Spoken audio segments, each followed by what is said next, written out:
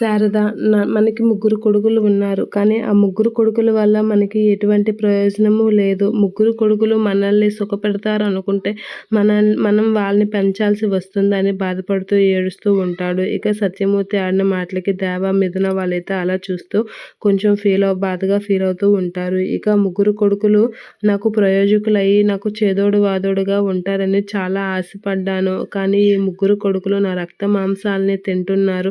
నన్ను వేధించుకుంటున్నారు. నేను ఇంకా కష్టపడినా సరే అలా కూర్చొని తినడానికి ఇదవుతున్నారు తప్ప ఏ ఒక్కడు కష్టపడి నన్ను సుఖపెట్టేదే లేదు అని చెప్పేసి సత్యమూర్తి అయితే చాలా బాధపడుతూ ఉంటాడు. అలా బాధపడుతూ నాకు ఇలాంటి కొడుకులు ఉన్నా ఒకటే లేకున్నా ఒకటే అని చెప్పేసి చాలా బాధపడుతూ ఉంటాడు. అలా బాధపడుతున్న సత్యమూర్తి బాధను చూసి సింధూర అయితే ఇలా అనుకుంటూ ఉంటుంది. నేను దేవాని నా భర్తగా దేవ నన్ను భార్యగా అంగీకరించి ఈ ఇంటి కోడలుగా అంగీకరిస్తే చాలు అనుకున్నాను.